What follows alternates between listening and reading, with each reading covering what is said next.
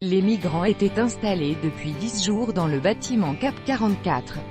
L'immeuble de bureaux, qui appartient à AXA, se situe quartier Champenay, en bord de Loire. Ils avaient trouvé un nouveau point de chute.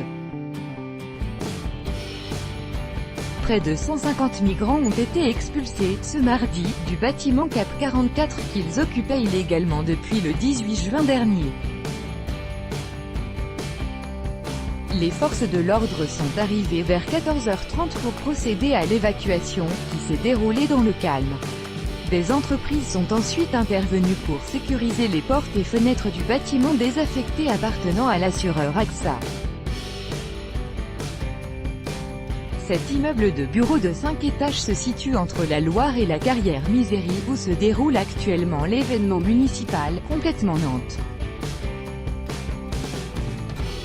Il ne dérangeait pas grand monde, les migrants, originaires pour la plupart d'Afrique de l'Est, patientent en bord de Loire, sans savoir où aller.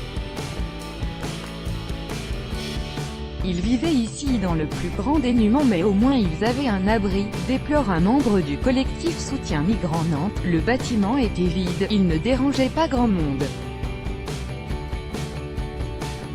Mais c'est toujours pareil, on les vire et ils n'auront d'autre choix que de se trouver un autre squat. On va dormir dans un parc ou devant la gare, raconte Salam Hussein, irakien de 45 ans, qui a passé 4 nuits avec son fils de 18 ans dans le bâtiment Cap 44.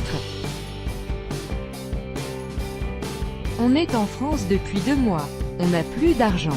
C'est très dur, centre d'accueil surpeuplé, leurs situations personnelles seront examinées, dès lors qu'ils se seront fait connaître auprès de la plateforme d'accueil des demandeurs d'asile. Le recours au squat ne peut, en effet, aboutir à accorder une priorité à ces publics par rapport aux autres, indique la préfecture.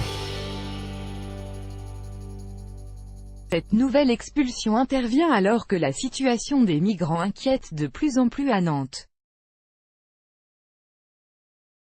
Après les évacuations de l'école des Beaux-Arts et d'un bâtiment du campus universitaire, des migrants avaient investi l'ancienne maison de retraite Bréa du centre-ville avant que l'État n'accepte d'en faire un centre d'accueil et d'hébergement d'urgence de 120 places. Ce dernier a vite été surpeuplé, jusqu'à abriter plus de 500 personnes. Depuis plusieurs jours, de nombreux migrants ne peuvent y entrer, leurs badges d'accès ayant été désactivés.